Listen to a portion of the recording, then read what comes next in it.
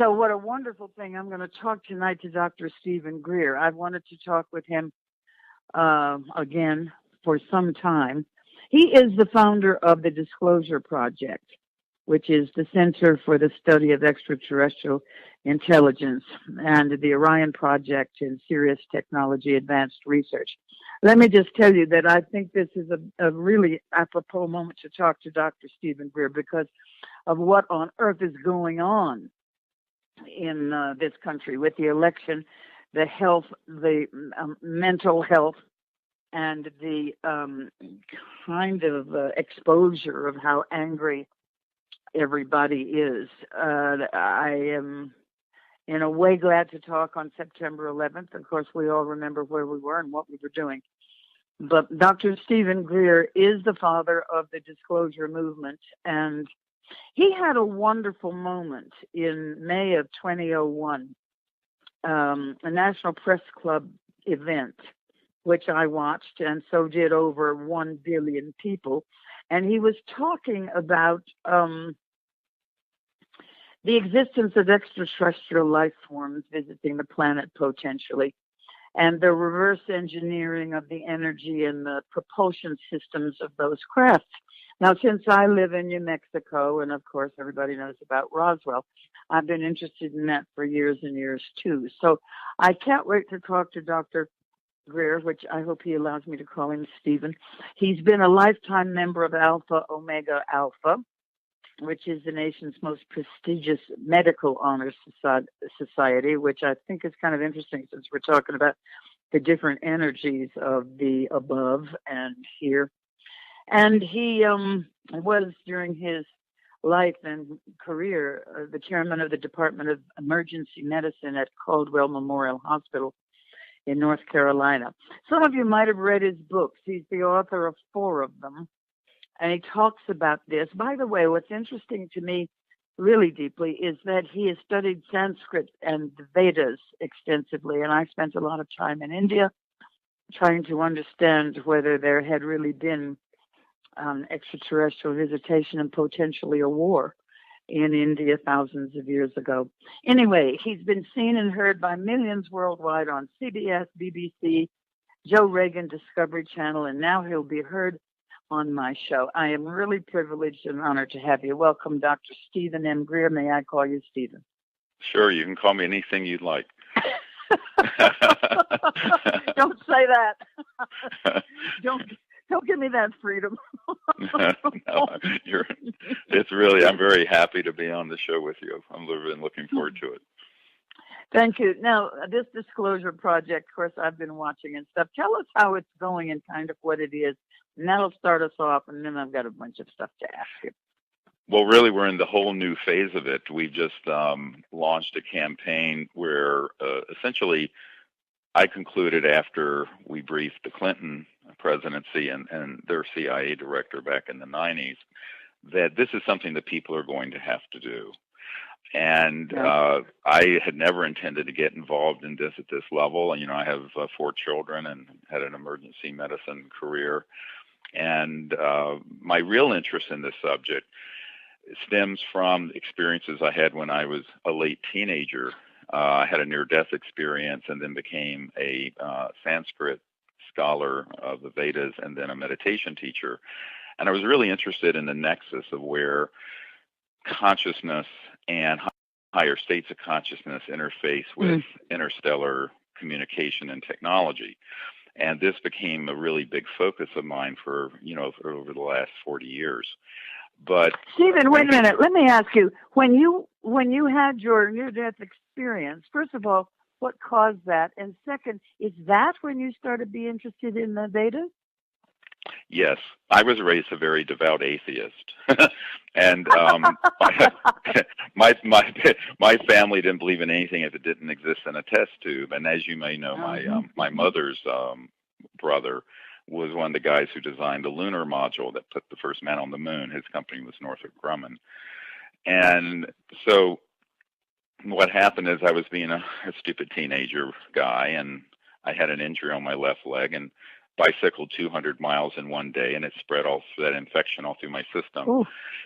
And I was raised very poor, We didn't have anything. We didn't have doctors, so I didn't go see a doctor. And I just got sicker and sicker and had a near-death experience, which I spontaneously healed from this injury.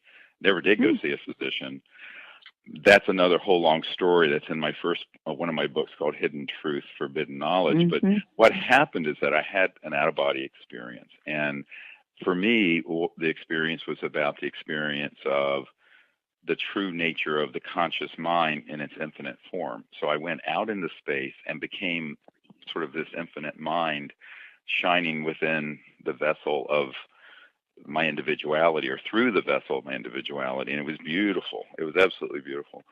And from that, I became incredibly interested in what the nature of consciousness is and the mind, and these issues. And it led me into the study of the Vedas. And eventually I became a meditation teacher and went all over the world setting up meditation teachers. And this predates my medical career, in my late teens and early 20s. In my misspent youth, as I joke, although while most people were doing crazy things like that, I was, exploring consciousness. But it really was a great foundation for what I eventually did in medicine and understanding the human condition, but also with the extraterrestrial question of when you become an interstellar civilization, what is that reality? And you realize it's transdimensional. It's a conscious reality that the cosmos is awake, and their technologies interface with thought and consciousness. And this was led me to this concept of making contact with these civilizations using a number of technologies, lasers and other things, but primarily through the conscious field and higher states of consciousness. So that's really what got me started. Now, when I started that project, which is called the Close Encounters of the Fifth Kind Initiative, or CE5 Initiative, we had these craft appear right over us in Florida. And people can go to our website, SIRIUSdisclosure.com, and see these. But what happened is that there were people, I didn't know all of them, who were embedded at that first event, who were from the intelligence community. And these were friendly people in the military and intelligence community. Oh, really? Yes, because this is a matter of really beyond top secret interest. So within a few months, I was being invited to briefings with the head of Army intelligence and what have you. And within about a year, I was asked to brief President Clinton's CIA director on this issue. How old were you then? I was mid-30s. I was in my mid-30s then. Okay. And it was a bit intimidating, to be honest with you. I mean, I'm a doctor in North Carolina and living kind of a normal life. I mean, I think normalcy is greatly overrated, frankly. But why pretend? But I was, to the extent one could, having had my background. But what was shocking to me is that I discovered that both the Clintons and their CIA director were being denied access. Yeah, no, his CIA director was R. James Woolsey. Podesta had been the chief of staff for them. And then he was very interested in this stuff, wasn't he? Oh, he still is. And if you've been following the campaign with Hillary, he's the campaign chairman, and he and Hillary both have been speaking openly about UFO disclosure during the last year. But when I started this effort, it was really an accident of history, I guess is what I'm saying, is because I really never intended to get involved with this end of it. But I started doing kind of shuttle diplomacy up to the UN with Boutros Boutros-Ghali and into Washington, meeting with members of the Senate Foreign Relations Committee and the Senate Intelligence Committee members, et cetera, and so on. And people were extremely interested. But what I discovered, and this gets us to what we're doing right now with this new project, is that these projects are so deep black that they're called Unacknowledged Special Access Project. Now, that's the title. That's the title of the documentary we're doing right now. We're doing a documentary that's going to be so explosive, and I hope you can come as my guest to the premiere when we get it finished. Oh, I'd love to, Steven. Oh, I'd love to. Absolutely. And you'll certainly be in. I'd like to be unacknowledged too. Yeah, exactly. Well, I'll come in as disguised as Mr. Magoo, but I'm just joking.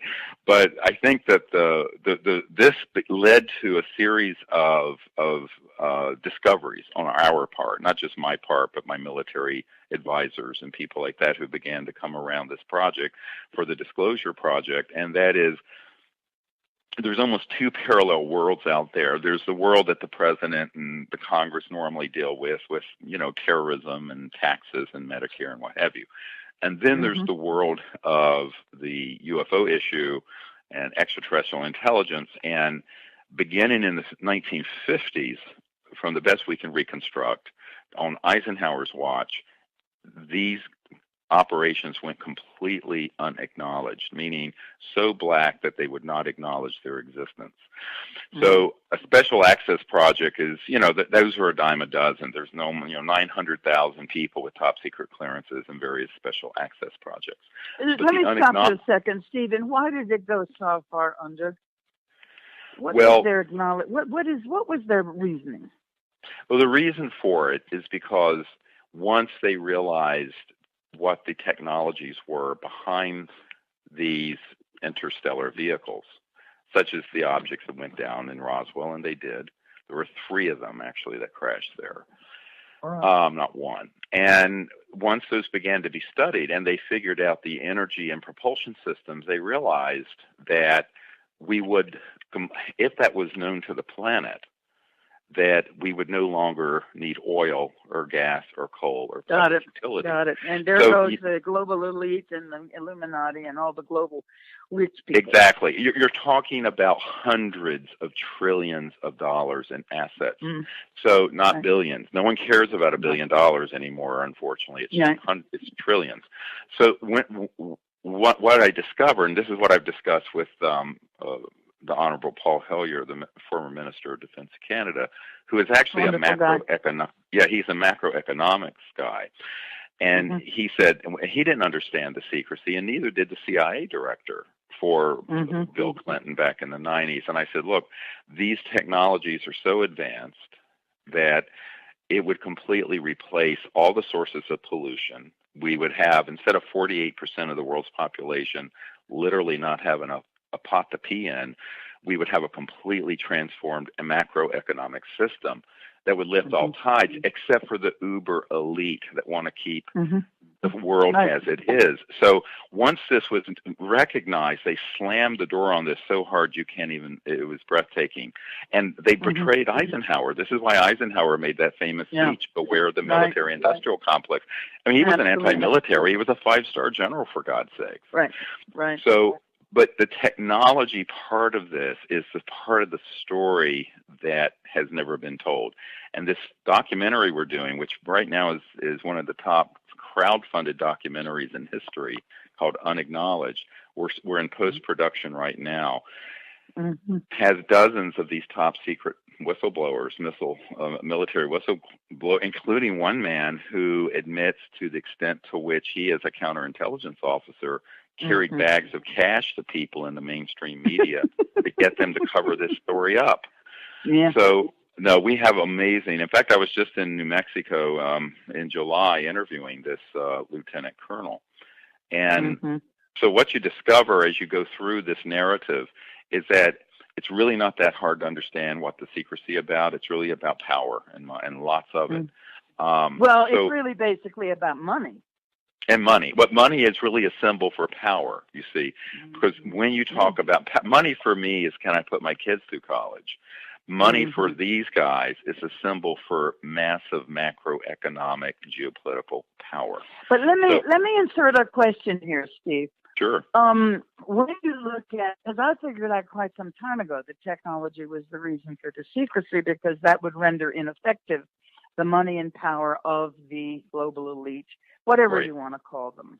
Sure. But what I'm wondering is there another off-world civilization who likes the idea of the money power symbology? Keeping us, that's popular idea. I don't see any evidence for it. I think actually what's happening is that if you look from 1940s to now, their big concern is that we have become an existential threat to not only ourselves, but potentially to other star systems. Because the universe. well, it's not just hydrogen and bombs and atomic bombs, although that started the whole modern era of UFOs being seen. But they've been around for thousands. I think they've been around for millions of years, to be honest with you. I think there's civilization. Is that why you got so interested in the Vedas? And did you actually speak Sanskrit? Yes, I used to tutor people in Sanskrit, and and so you had a relationship with that reality, probably in old Vedic terms in India, correct? Don't you think? I do, yes, and this is actually how. In fact, I've just come from the desert. We were up in the center of Joshua Tree National Park doing a CE5 event where we had the most amazing contact events happen with this group of people that I was training. And I think that we have the ability to move past this sort of cul-de-sac we're stuck in. It's sort of like a little eddy going around in circles where we've been stuck for 100 years on our civilization using sort of 1800s, early 19th century and 20th century technologies where we first started burning things to turn turbines and what have you for energy and power. But the power elites don't really want us to get to that next level. I meet with people in Silicon Valley all the time, and they're so proud of all their technologies. But I go, you know what? Your iPhone is being charged off of a coal-fired power grid from the 1800s. Sure. So we have to begin to look at what our civilization is doing and how it's ended up in this situation. And what we're doing with this new documentary called Unacknowledged is to connect those dots for people. What's the connection between extraterrestrial intelligence, UFOs, and the history of this, and these secret technologies, and how is the secrecy kept in place, and what can we, the average person, do about it? Now, what I ended up concluding after, about 7 years of dealing with folks in Washington is, as you mentioned, the 2001 National Press Club event, a few months in May of 2001, just before 9/11.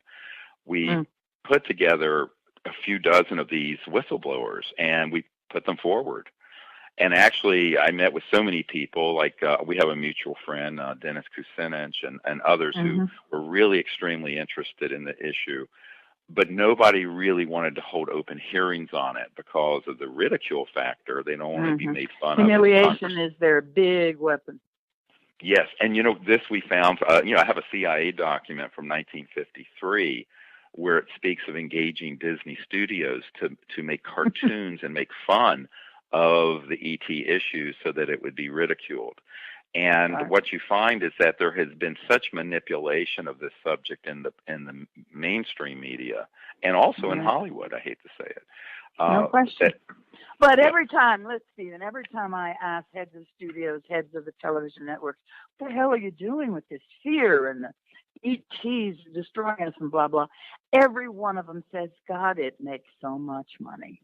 So we're talking materialism here, basically, not so much power, unless they are believing that their positions and that come out of some of this fear-mongering makes them money. They just are stuck in materialism. That, to me, has become the new religion.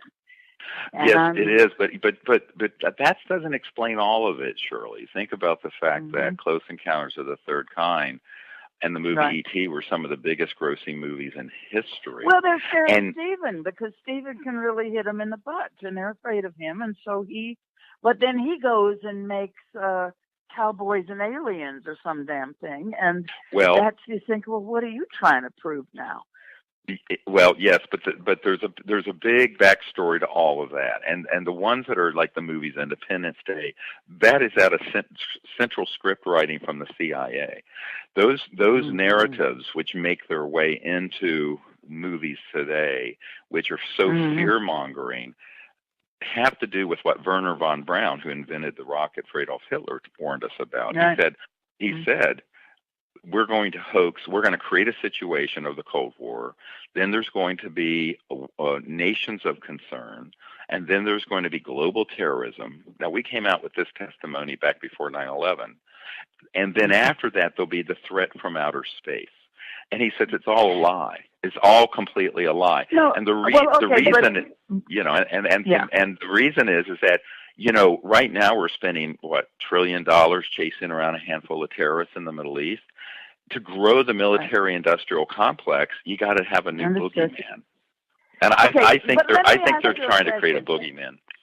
Well, of course they are, and it all came out of Project Paperclip, at which he was one of the heads. So, correct. With Project Paperclip's kind of futuristic idea of, okay, and the last thing you'll be afraid of after communism, after terrorism, after asteroids, now you've got ETs.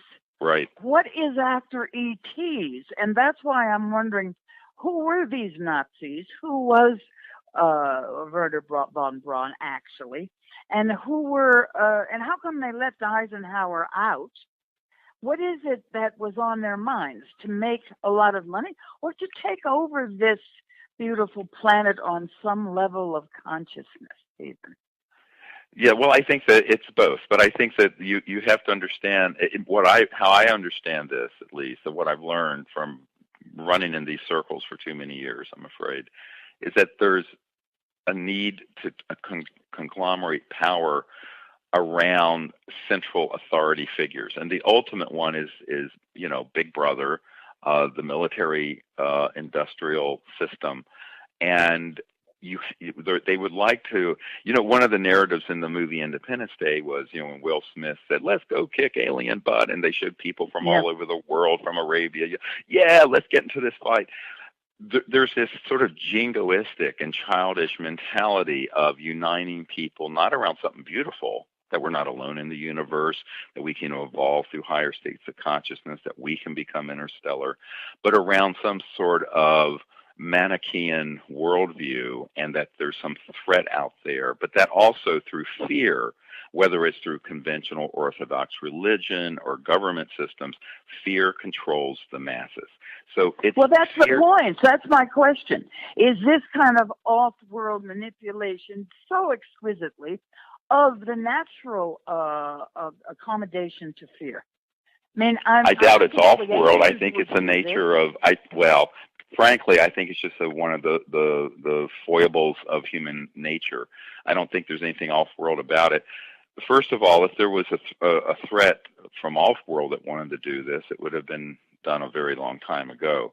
But I think what's more likely is the demagogues who have existed in every generation have figured out how to use this subject for demagoguery and for fear-mongering and the acquisition of, as Eisenhower said, unwarranted power. And that, I think, is something we, the people, have to resist and understand. And the only way to do that is to awaken to it and to acknowledge it. So we want to take unacknowledged and make it acknowledged. So that's the whole point. The first step is, as in the Vedas, it says, knowledge is the greatest purifier. If we can bring the information out and show people a path to how we can deal with this and empower ourselves to take this matter into the hands of the people, to make contact, to bring out the sciences and technologies. I mean, why do we go along with the secrecy that we're using oil in our engine still? We have the ability to put teams together. I mean, this is ridiculous. And we need people to be coming together to develop these sciences and technologies independent of large corporations and the government. That's a big part of what I've been calling for. And let me interfere once more here. Sure. And I think what I'm going to basically bring up is religion is a huge reason for this. Because if the technologies of these other star nations are not anything separate from consciousness, even, if the technology is literally the speed of consciousness and they have learned how to manipulate their own tie to the complete enlightenment of themselves, then what is the church going to do about that? Well, they're going to have to grow up. And although, you know, I had a great conversation at the Vatican about this, and with Monsignor Balducci, who is a senior advisor to the Pope, and his view on this was actually quite enlightened and understands. Now, the problem with all of this happening, I had a man at the Jet Propulsion Labs I was meeting with who had imaged some of the really old structures on Mars. You know, Buzz Aldrin has called for going back to Mars and examining the obelisks and other things that are there, and they are there. And this man said, I said, well, why don't you at least disclose those? Because those are ancient. He says, because it would collapse the orthodox fundamentalist belief systems of every religion in the world. And I said, well, good. And he said, no, you don't understand what kind of power there is in that system. And this was a scientist telling me this, not a religious person. And when I had how did the Vedas, in the ancient Indian times of extraterrestrial violence, and you have to go along with that, right? I mean, that is really what so much of the Sanskrit has been translated to mean, the Mahabharata, etc. They are talking about off-world violence, right, Stephen? Well, no. What they're talking about are how I interpret that is that there's nothing new under the sun. There have been ETs having contact with humans for a very long time. There have been other civilizations that have had contact and developed the technologies as we have done covertly, and then ended up weaponizing them. I think it was humans who did that. So I think there's but how did the old Sanskrit texts who discuss these technologies in terms of how powerful they are violently, how did they come to terms with what they learned? Well, I think eventually it ended up being, if humans use this kind of technology violently, it means that civilization eventually becomes extinct. And I think there have been civilizations on Earth that are human that have come and gone because they've made the same mistakes we're making now. And I think the big challenge right now is whether we're going to make the same mistakes over and over. You know, Ben Rich, the head of the Lockheed Skunk Works, the super secret Skunk Works, said, we have the means to take ET home. And he admitted that we already had developed this level of technology, but because it's being handled non-transparently, covertly, by a lot of people who, quite frankly, are sociopaths, there is a risk of this. And I think this begins to become the central question is, do we come together as a people and say, yes, these technologies exist, and they've existed for a very long time. Do we put them to the use of enlightenment and free energy and a new civilization and a sustainable level one civilization, as Michikaku would say, or do we slip back into what happened where it talks about in the Mahabharata and the Vedas of some kind of weaponization of it that ends up being calamitous? Right. That is our decision right now. It's our choice. And I think the prime directive, I hate to sound like a Star Trek person, but the prime directive really is in play here. And there's a tendency for people to try to blame things from outside the planet or outside humanity, and I say no. Instead of taking responsibility for it. Bingo. And I think we have to take responsibility for our own consciousness, our own actions, and our own future, and manifest that future. And if we do not take responsibility for it, then there are these other kinds of folks who are going to step into the vacuum. So the sort of complacency and apathy of the masses is what has to change, because there's always going to be a power-hungry sociopaths, whether it be Hitler or Stalin or Dick Cheney or whoever it is, who are going to step into that vacuum. And I think we have to ask ourselves, well, why are we allowing that? And I always say to people, there's only one problem with nice people, is that they're nice. Nice people get overrun by these psychopaths. So we have to be, in this sense, Shambhala warriors, spirit warriors who stand up to these elements and speak with a clear voice and come together as a people. And I think then we can make this change. Every, whether you're looking at the ancient Hopi tradition or what's in the Vedas or where have you, there is this sense that right now, the time we're living and right now is the time where we can either slip into destruction and sort of this eschatological end of the world nonsense, or we can actually create a whole new civilization. And this is our choice. This is our free will to do this. So it's an existential crisis, and I think it's not been dealt with well over the last. Well, I think the mistakes that were made, frankly, were before I was born. I was born in 1955, so by then the die was sort of set on the path we're on. But I think that everyone who's between the ages of senility and puberty is sort of have the responsibility now to make this change happen in a way that's towards enlightenment. Now, what do you think of the decision that Oppenheimer made, who, as you know, was he was actually fluent in Sanskrit, etc. And he picked, being from New Mexico, I don't know why I'm living in a place of such ancient, technologically superior peace, hoping many of the old Indian traditions. Why did he pick New Mexico? Okay, not because the trees were there and he went to school. No. And when I finally realized that he picked Los Alamos for the weapon of mass destruction was because the energy here in New Mexico is containment energy. So he had to go ahead and do it at the behest of, I guess, all the politicians, and certainly Truman gave the okay, and all of the nuclear scientists who said, we've got to do this and stop the war.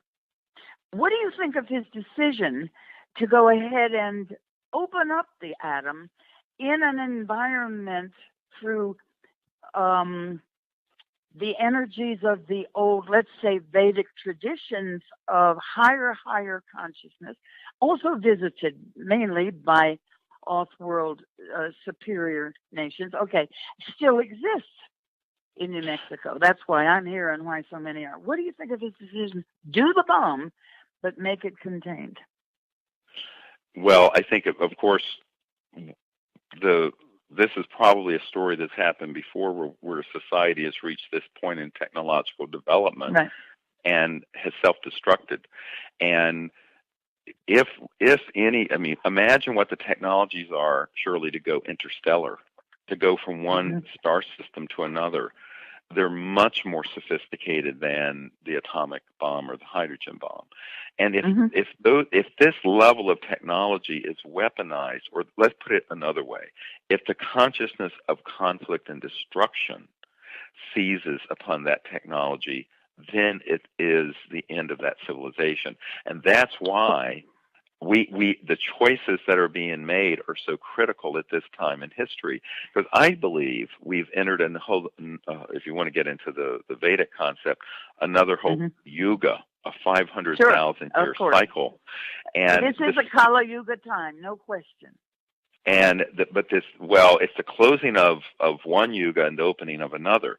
The next yuga, the next era, is the time of global enlightenment, interstellar travel, an unbroken level of peace, not only on Earth, but elsewhere. It's universal peace, not just world peace.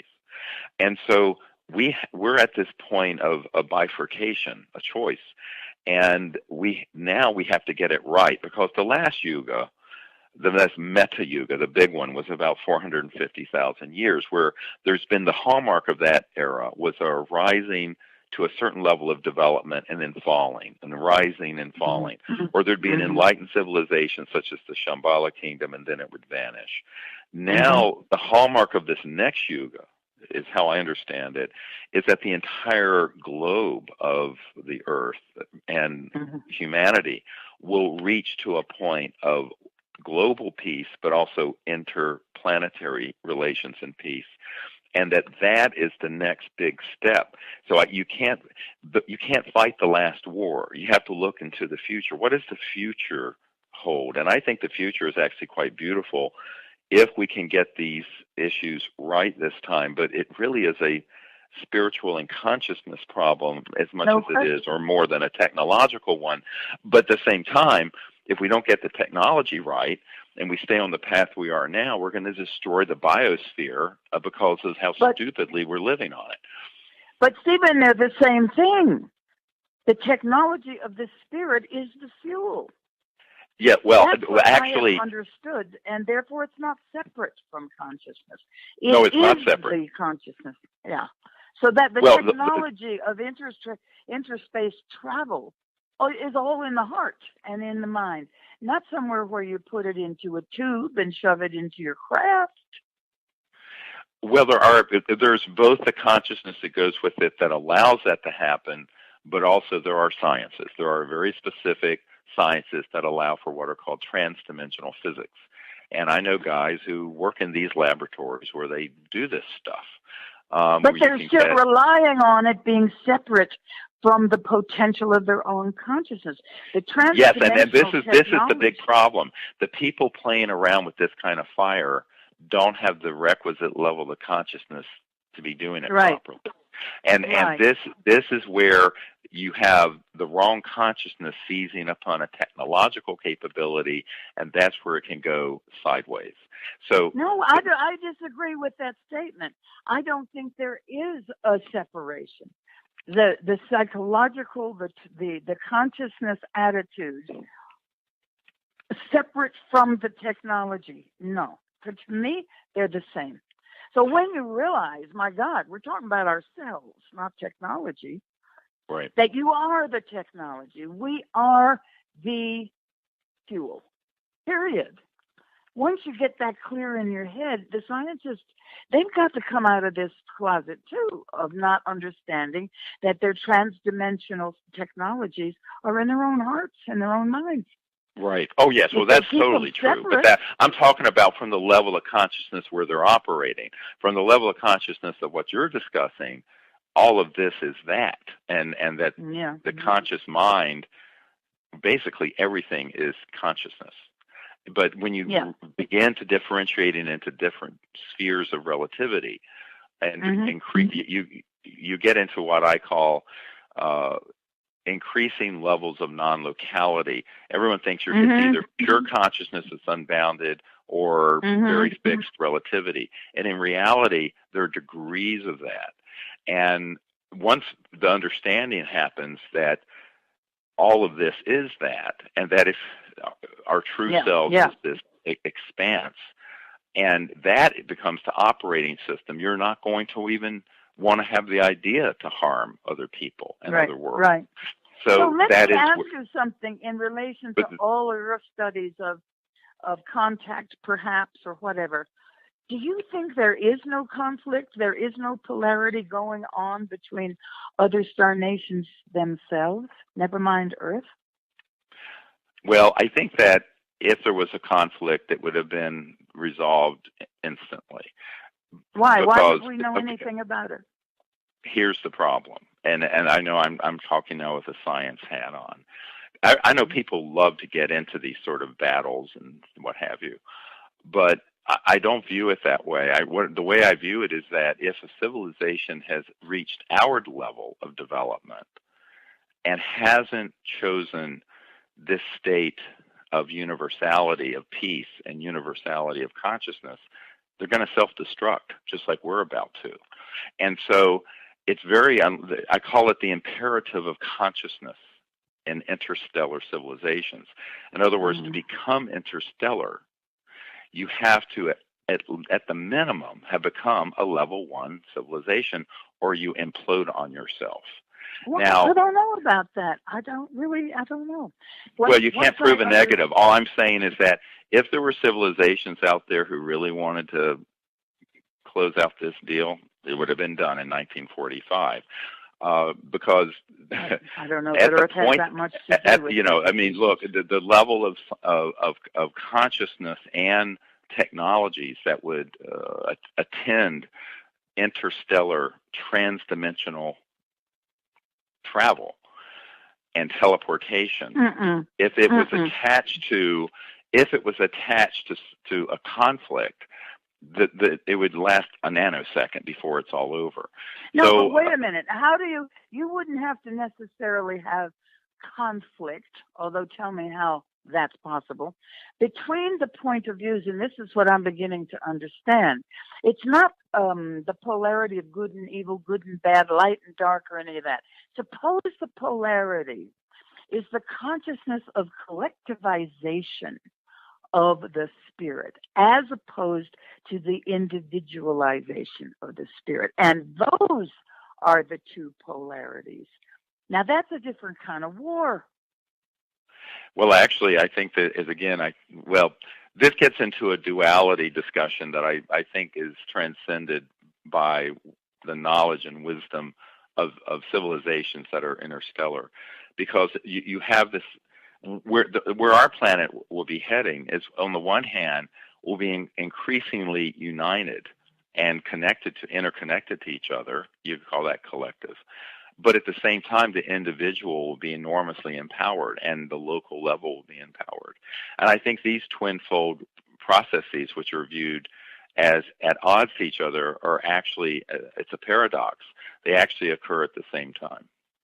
Well, not really. I mean, look at what happened and a lot of some of the off-world contacts that I have had have really used China and the United States as examples. That with the Long March and the Chinese experiment with human civilization, being everyone will be collective, as opposed to ours, which is individualization reigns. We will all get along even though we think and feel and our consciousness is individualized. All of these, both of these were trumped by materialism. Right. Sure.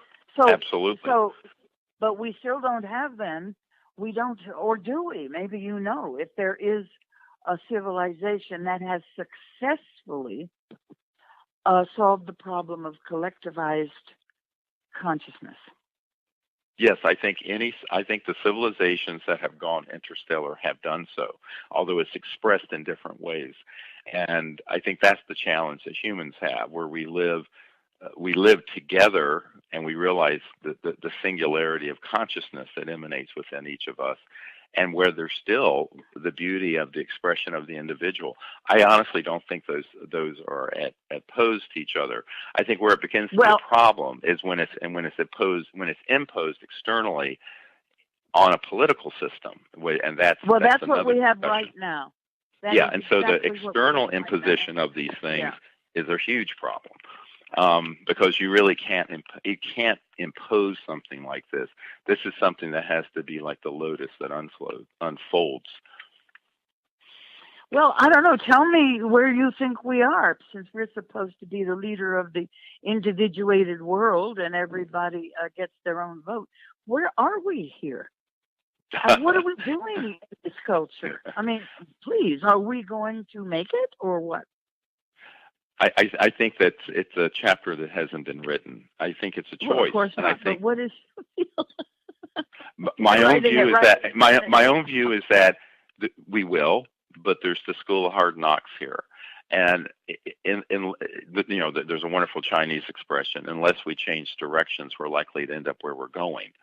And and I love it. So where we're going and where we're heading is towards more and more separation and destruction. And the worst of that would be for the leadership. And this is when I talk about the disclosure that serves the secret agenda. And that if the disclosure that happens is about an us versus them mindset, what Werner von Braun said, look, on his deathbed, be careful of this because they're going to try to say there's an alien threat we should unite against. And Reagan at the United Nations even said, wouldn't our job of creating, world unity be easier if we had a common alien threat?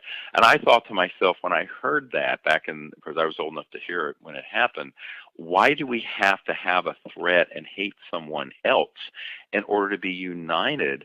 What is it in humans where we have to have someone to hate, someone other than us to hate in order to be united? This is a sickness. I think this is a true social illness and a mental illness on an individual level. And I think that this is where the solution is bringing in it's not stirring around the darkness, as it says in the Vedas. It's bringing in the spark of light of the concept of this ineffable oneness that all of life and all of humans have.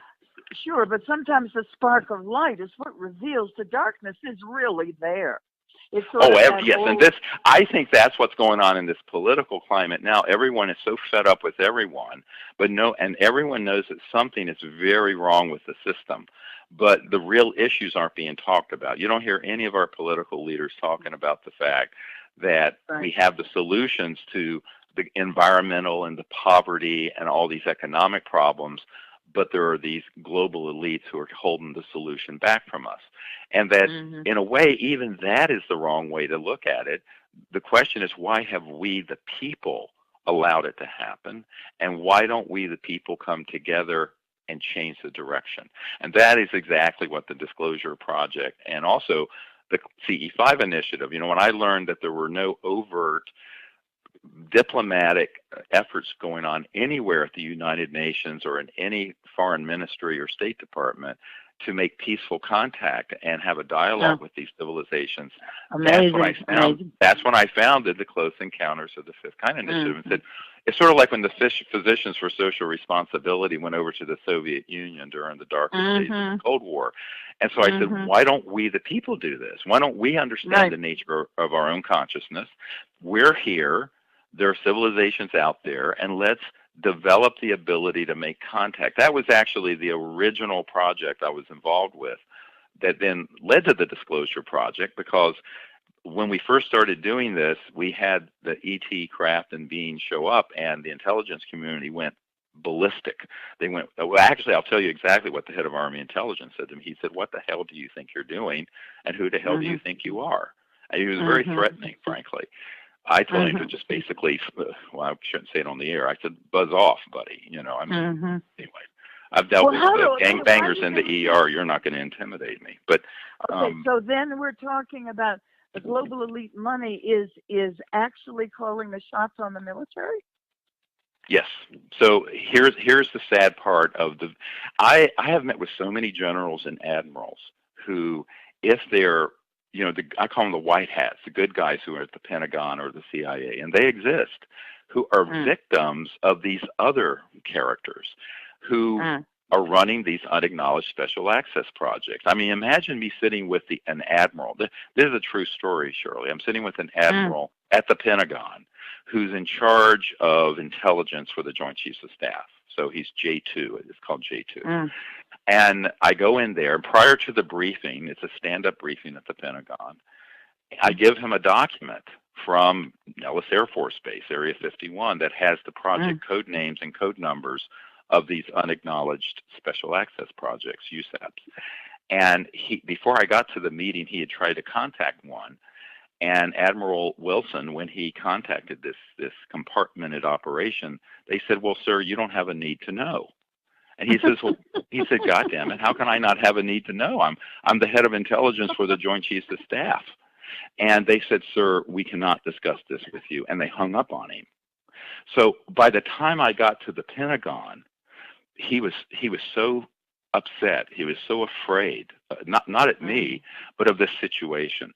So you have people who are trying to do the right thing, but who understand that there's this dark and subterranean program that evolved or devolved in the 40s and 50s. And this is when the whole thing went off the rails. Eisenhower actually wanted to not go in this direction, make open contact with the ETs, and not do the secrecy. So did John F. Kennedy. But these maniacs and warmongers and misanthropic money whores ran amok of it. So I think this is, there's a 50 or 60 year history here that the public has no idea of what has happened. And that's what's in this documentary, Unacknowledged, which I hope people will look at. I hope they'll support it. They can go to fundraising.siriusdisclosure.com and contribute.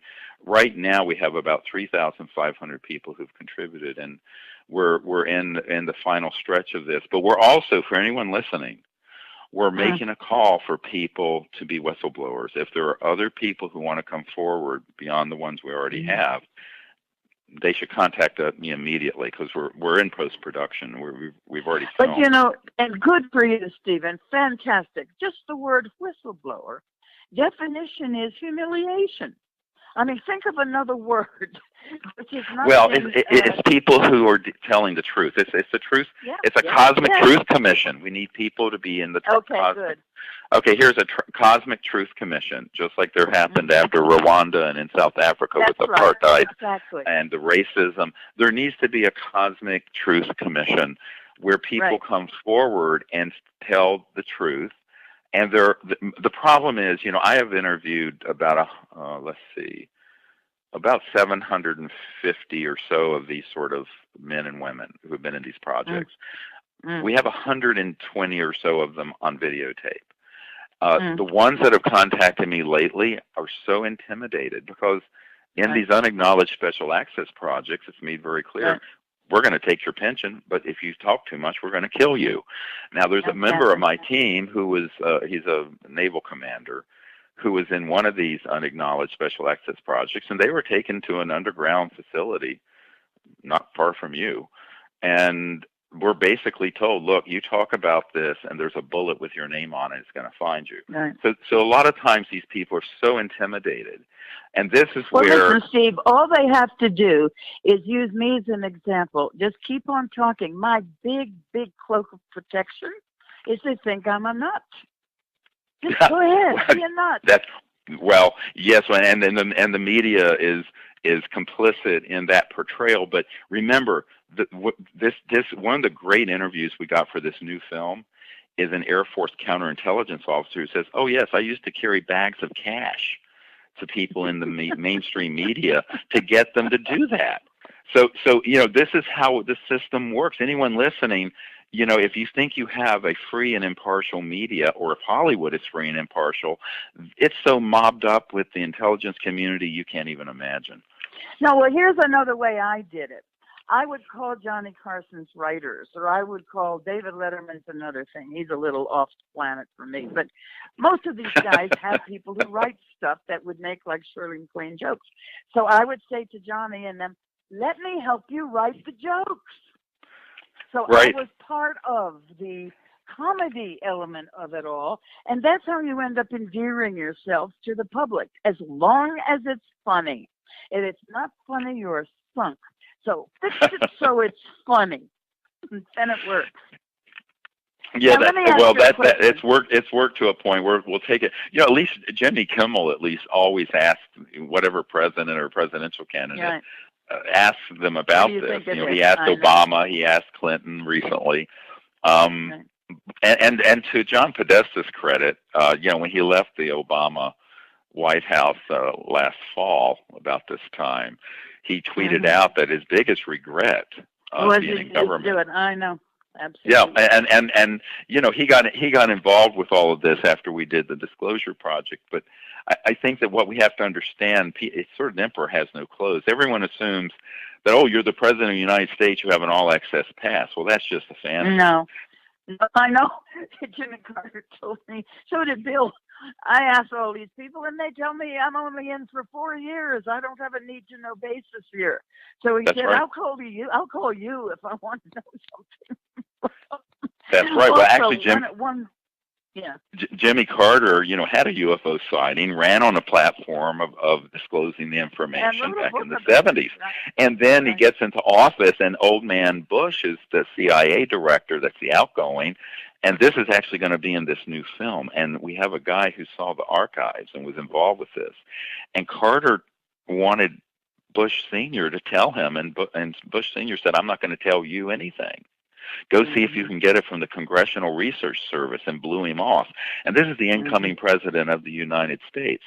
And I have a friend who was at a dinner party with Carter not all that many years ago, where someone said, what was it like being the most powerful man in the world? And Carter said, well, I wasn't that man. There were things I wanted to know about that they wouldn't tell me anything. And someone in the audience sort of giggling said, oh, what, things like UFOs? And President Carter said, yes, that and more. So, you know, that is the truth, and people listening need to understand that our political leaders, and this, of course, is a big problem, because we pretend we're in a democracy where there's a system and checks and balances in place. What I'm telling people is that it is to a point, but on this issue and ones related to it, such as the technology issue, that system broke down in the 50s, and we've got to fix it. And it's our responsibility. Steven, I know, but the real tool here, just remember, just from my experience, we are in show business. We just are, all of life, particularly you guys now.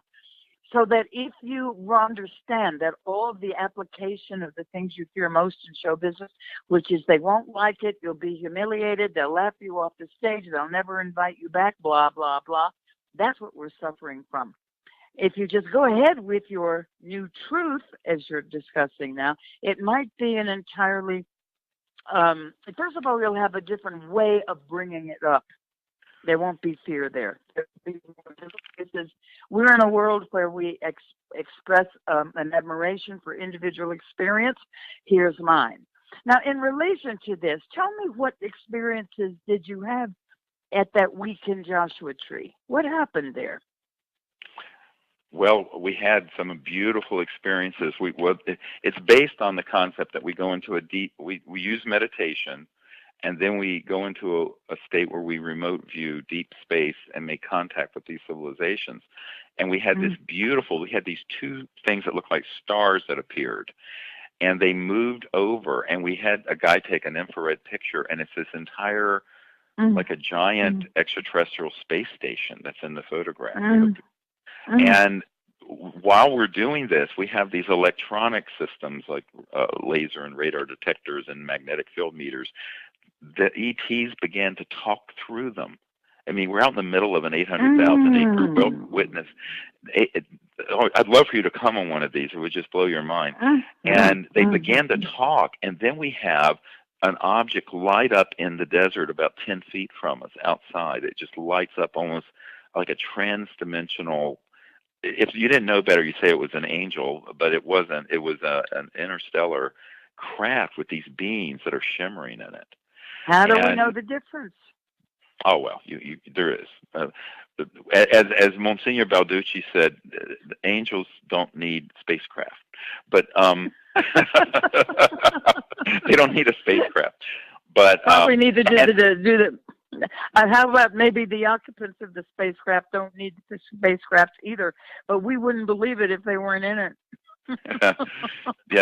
Well, and there are civilizations that are at that level of cosmic consciousness, and it's an amazing experience when it happens. And what we have now, we actually have an app where people can connect to other people to form these groups and go out under the stars. And it isn't just a sky watch; it's actually to go into a meditative state, remote view deep space, and make contact. Now, some people say, "Aren't you afraid?" I said, "Afraid of what?" I said, "Although every time we've had a major close encounter happen, jets have come in or military guys have come in to try because they try to disrupt it."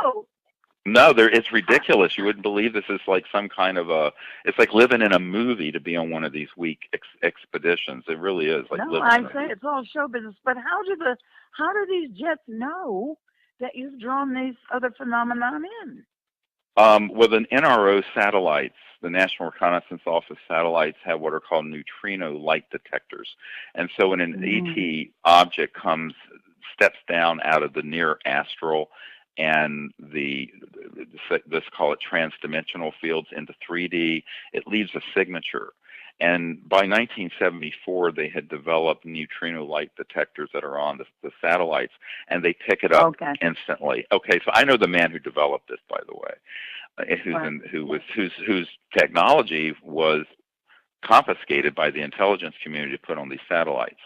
So it's picked up instantly. And people are very naive. You know, people think that, oh, well, I said, look, what Ben Rich said at the Lockheed Martin, he said, there are no private conversations anywhere on Earth, number one. Anywhere. And then forget about it. You can be on Mount Everest having a chat with no electronics, and they're going to hear everything you're saying if they want to hear it. So I said, but the technologies are really actually quite developed, and most people forget that by the 1950s. We had October 1954 is when the covert programs mastered gravity control. So we haven't needed surface roads or freeways since 1954. That is a fact. So the technologies are so well developed, and they can pick up an extraterrestrial vehicle once it begins to come out of the interdimensional, transdimensional fields into 3D. And even if it's not fully materialized, it may be there almost as a light energy. They'll pick that up instantly. And as Stephen Hawking told me, how do we know those technologies haven't got a consciousness of their own? Actually, the main thing that I came forward with in 1990 was a paper talking about consciousness-assisted technologies and technology-assisted consciousness, where there is a perfect interwoven nature of the consciousness and the technology. And this is actually a whole area of science and that I discuss and give. In fact, I'm going to be at Paula Harris's conference in Nevada at the end of, well, I think it's November 12th, actually, in Laughlin, Nevada. And this is going to be the focus of what I'll be speaking about, is where consciousness and technology and the extraterrestrial phenomenon all come together. And that there you go. Absolutely. It's the central focus of what I'll be discussing, because if you don't understand the nature of what's inside yourself, the nature of consciousness and mind, you're never going to understand the interstellar civilizations. Exactly. That's what I'll be discussing at there in Laughlin. Laughlin, huh? God, that's the seat of a lot of these places. Okay. Why is it so funny? It's like the joke. The best and most intelligent thing that the devil ever did was to make people think he doesn't exist. Hello? Yes. Well, and also, the truth is actually within everybody. And once you understand that the consciousness that we have, the singularity of consciousness at that level, that every dimension and every star system is folded within each person. We're a conscious quantum hologram. In other words, but that is why I'm very interested in the Orion point of a collectivization. That's fascinating to me. And their home world got destroyed. So why are they doing this? By the way, do you have an answer for that? Well, I think that as I said, there's nothing new under the sun. Not only have there been civilizations on Earth that haven't gotten this right, there are civilizations on other planets that haven't gotten this right. And are in the midst of it. And so, yes, but we're in a universal moment. So you can't judge the future by the past. The cycle we're entering, as I understand it, is not just an Earth cycle. It's a cosmic cycle. And so we instead of perseverating on the screw-ups of the past, we better start visualizing and apprehending and manifesting the good future of this next yuga. That's really what we need to focus on. Okay, but how do you plan a future? You must look at the present. How do you evaluate and imagine a future where Donald Trump is the president? How do you do that? Now we are getting it. Well, you know what? Who knows? Even a broken clock is right twice a day. So it could be that. maybe he's the cosmic comic extraterrestrial. Maybe that is. Yes, but at the same time, who knows? He may have he may just be enough of a wild card when he finds out that all this chicanery is going on that he'll say, "Screw you! I'm not going to put up with it." So who knows? I don't, on the political level, I sort of am an agnostic, and I go, when it comes to policy and what have you, it's one issue. But when it comes to this subject, I found it doesn't matter if you're left or right or whatever it is.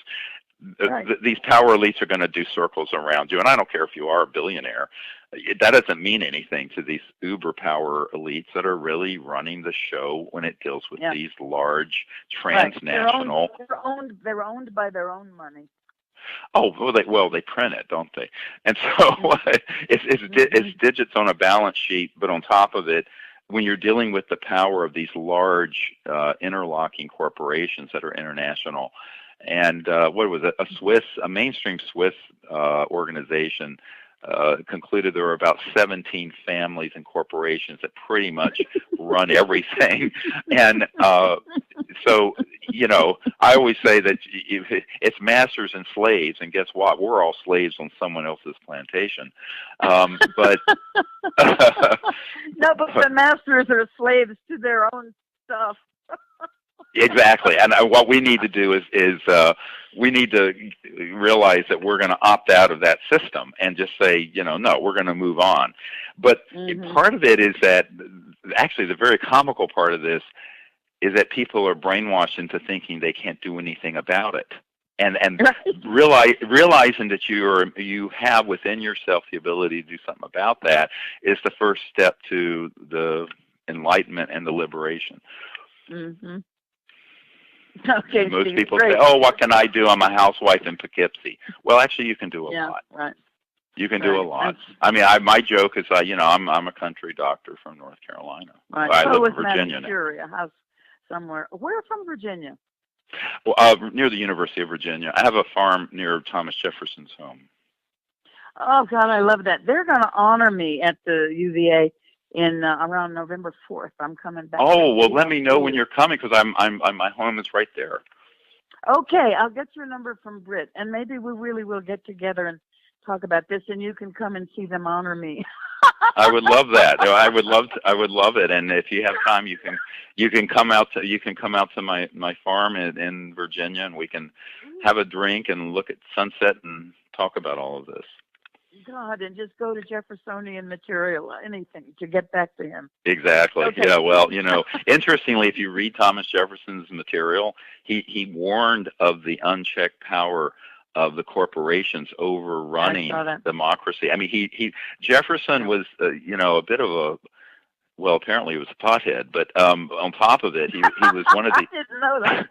Yeah, he was, but he was something of a real visionary. Sort of, he was very prescient about the time we're in now, where the corrupting influence of these sort of transnational corporate interests would overtake what they wanted to put in our democracy. The experiment, the democracy experiment. Yes. Yeah. Right, and Ben Franklin and all those, John Adams, whom I'm related to apparently, they all believed in the plurality of worlds. And absolutely, and discussions about that. Yep, absolutely, and they had a deep understanding of almost at a metaphysical level of this. And, yeah, we should dig out some of that material in some of Ben Franklin's letters about the beliefs and the discussions they had as they were forming this new republic, and expose that this is the reason why we are Americans, or trying to be, because of this exposure to the understanding that we're not alone. Well, I know. Yeah, we should. And it was funny. I had a knockdown drag out with this nut job who was telling me that, well, there is no separation of church and state in America. This is some, fundamentalist Bible thumper. And I said, excuse me, my family were literally the first losers to be prisoner of war with the British, trying to escape from people like you. And the person was so shocked. I said, you have no idea what America's foundation is. And I'm not shy about expressing my opinion, but no, but see how it's all show business, Stephen. It's all about what an entertainment is this? It's like some dumb, stupid, late night show that we're doing all day long. Well, yes, it is on one level, and another level, it's all very. It's all very serious and inspiring, and I'm confident that we can go forward and sort of renew globally the promise of a civilization that I think we began to have a glimmer of a couple hundred years ago. Oh God, I hope you're right. Oh boy, thank you. I'm going to call you. I'm going to get your number and bother you. Great. Thanks, We'd have a great time. Thank you so much. I look forward to seeing you, and really would like to tell you that if you're able to be at the premiere, we don't have a date set, but we'll be sure to get an invitation to you. Oh, are you kidding? To Unacknowledged? Of course I'll be there. Awesome. Will it be on this planet, do you think? You're right. Okay. That's exciting. Thank you, Steven.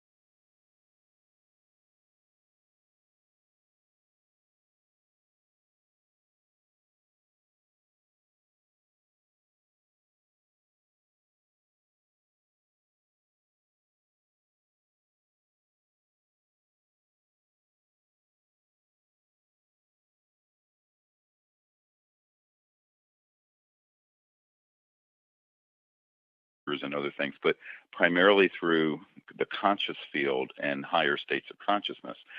So that's really what got me started. Now, when I started that project, which is called the Close Encounters of the Fifth Kind Initiative, or CE5 Initiative, we had these craft appear right over us in Florida. And people can go to our website, SIRIUSdisclosure.com, and see these. But what happened is that there were people, I didn't know all of them, who were embedded at that first event, who were from the intelligence community. And these were friendly people in the military and intelligence community. Oh, really? Yes, because this is a matter of really beyond top secret interest. So sure. Within a few months, I was being invited to briefings with the head of Army intelligence and what have you. And within about a year, I was asked to brief President Clinton's CIA director on this issue. How old were you then? I was mid-30s. I was in my mid-30s then.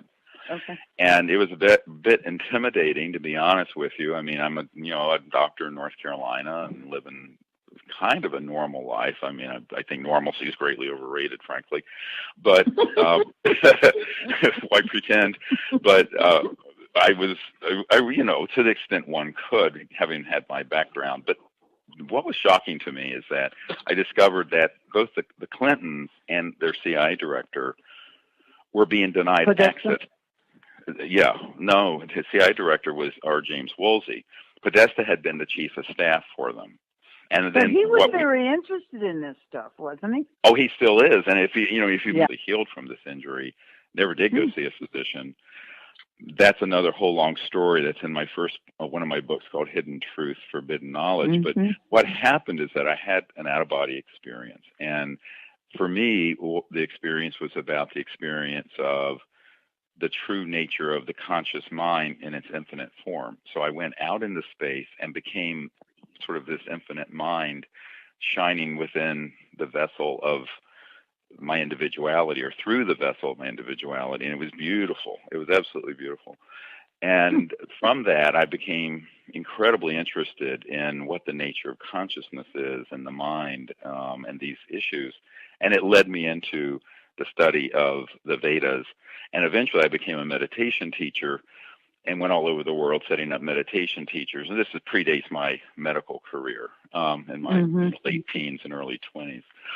In my misspent youth, as I joke, although while most people were doing crazy things like that, I was, exploring consciousness. But it really was a great foundation for what I eventually did in medicine and understanding the human condition, but also with the extraterrestrial question of when you become an interstellar civilization, what is that reality? And you realize it's transdimensional.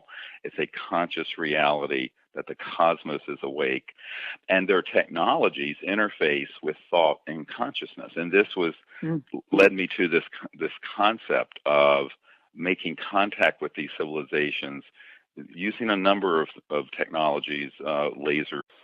So what a wonderful thing. I'm going to talk tonight to Dr. Steven Greer. I've wanted to talk with him again for some time. He is the founder of the Disclosure Project, which is the Center for the Study of Extraterrestrial Intelligence, and the Orion Project in SIRIUS Technology Advanced Research. Let me just tell you that I think this is a really apropos moment to talk to Dr. Steven Greer because of what on earth is going on in this country with the election, the health, the mental health, and the kind of exposure of how angry everybody is. I am in a way glad to talk on September 11th. Of course, we all remember where we were and what we were doing.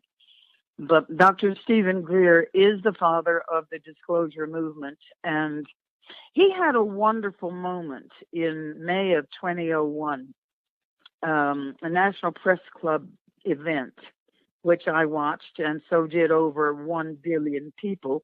And he was talking about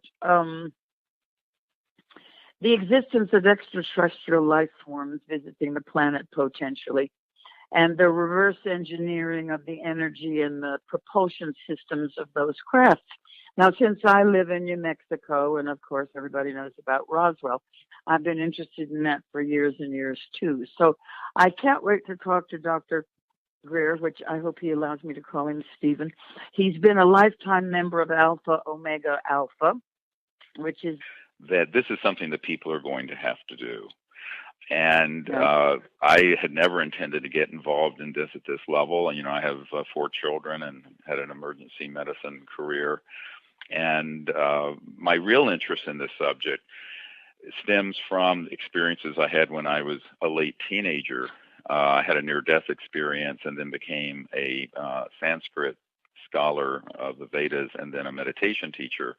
And I was really interested in the nexus of where consciousness and higher states of consciousness interface with interstellar communication and technology.